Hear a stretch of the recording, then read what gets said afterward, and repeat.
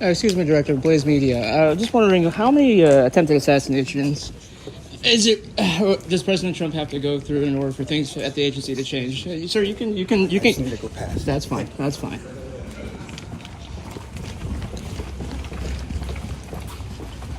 I'm just wondering, sir, how many attempted assassinations does President Trump have to go through for drastic change at the agency is made?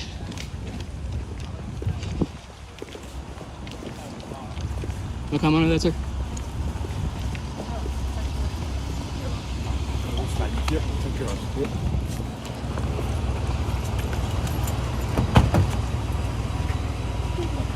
That was Blaze Media's national correspondent, Julio Rosas, asking the Secret Service Director, Ronald Rowe, a couple of questions of which he didn't really want to answer, Matthew Peterson.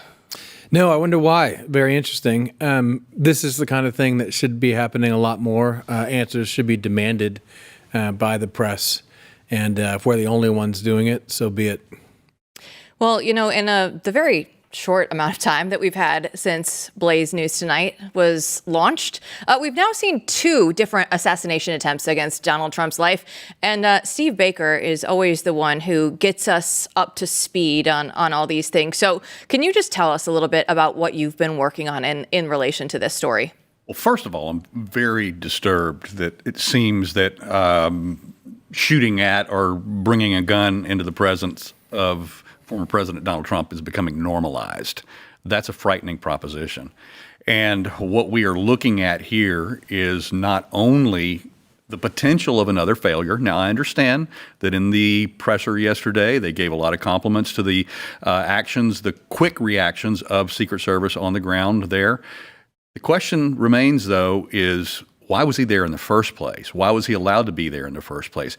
They have technology that could have ferreted him out and his presence much sooner than was done. They had drone technology with infrared, be able to detect the heat signature of a body up against a fence in a prone position with a rifle, and they would have been able to find him much sooner than they did. As it turns out, the single biggest question that needs to be answered is, how did Ryan Routh know to be there? How was he there 12 hours in advance, knowing exactly which golf course that the former president would be playing on after having flown in the night before from Salt Lake City? This is amazing that this guy knew that he was there. No one that we're talking to, and right now Joe Hanneman and I are digging into this as deeply as we possibly can with all of the sources that we have connected to the various agencies. And nobody believes that this particular individual was there by accident or that he got lucky about where he was. I mean, it truly is unbelievable. It blows the mind. Now, first off, just on the drone thing, let's start with that, and then let's go into some of the other stuff here. I mean, I want to go back because I feel like I'm going crazy in the last 24 hours of what I've seen and heard. Now, initial reports were that drones were, in fact, what helped catch him going to the car, running away. I heard this on mainstream legacy media, and then that just disappeared. And now it appears there obviously were no drones. So the question is, why would that be the case now after what happened? I mean, this seems like the easiest thing in the world.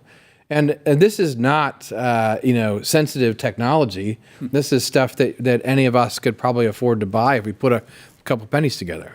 We don't know that drones weren't used.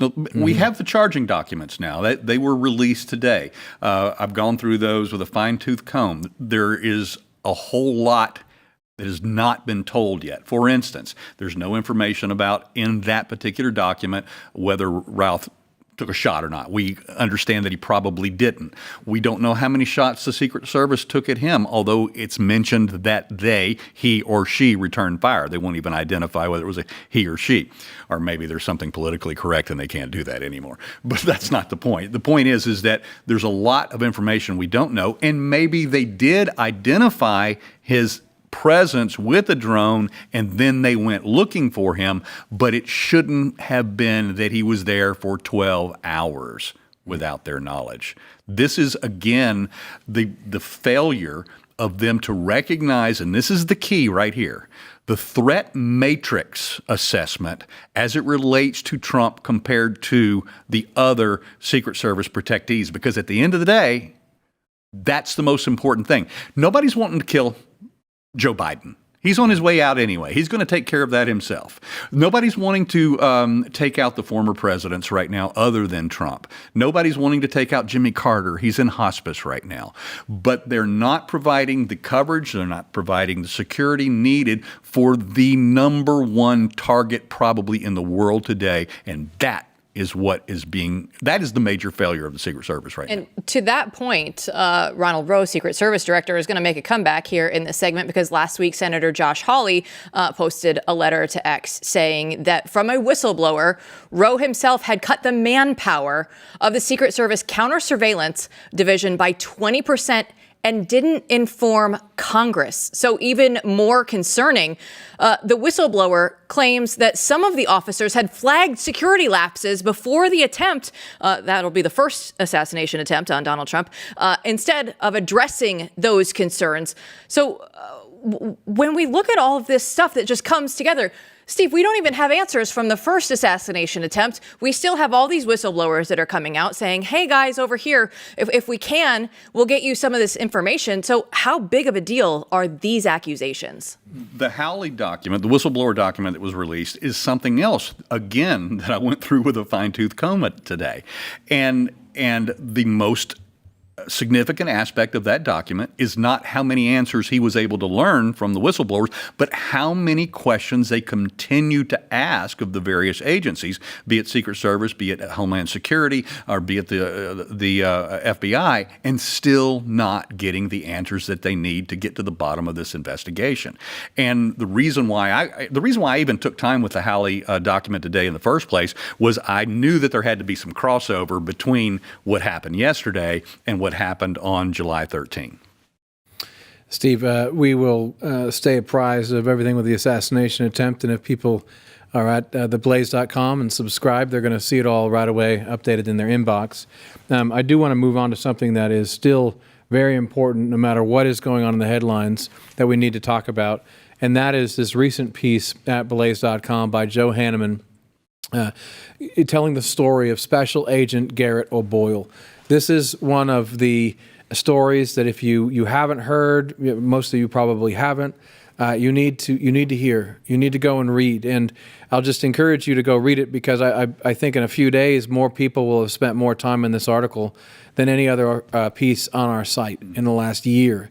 And the reason is because this story tells you everything you need to know about what's wrong in this country and what's wrong with the FBI. So can you talk to us a little bit about Garret O'Boyle and this profile? First of all, Garret is a true American hero. I got to spend time with Garret back at CPAC earlier this year. And that was the first time we were able to meet. And we, of course, have corresponded many times since then. And Garret is one of those guys who made the honorable choice, to stand up to the agency when they were imposing upon him the unfair and unconstitutional requirements related to the COVID regimens, vaccines, lockdowns, isolation, things of that nature. He became a whistleblower, and he did it all correctly. There are processes and procedures. What we learned from Garret O'Boyle and Steve Friend and Kyle Seraphin and other of these whistleblowers from not just the FBI, but IRS and other agencies, is that the government doesn't care about their procedures. They are going to punish you if you speak out against what they're doing in this new regime that we're living in. And that's exactly what happened to Garret. And it's one of the most atrocious, it's one of the most abominable stories of what the government will do against one of their own. Because if they'll do it against him, they'll do it against us.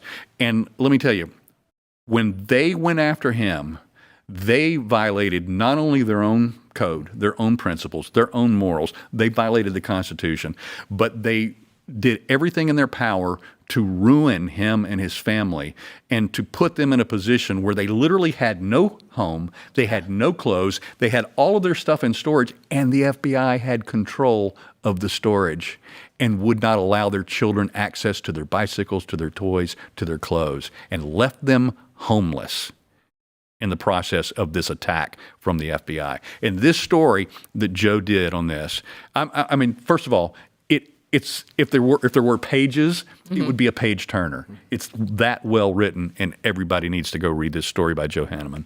And you touched on it there a little of what they did to him and his family for O'Boyle, who, like you said, went through all of the processes that the government has put in place to say this is how you become a whistleblower. This is the right way to do it.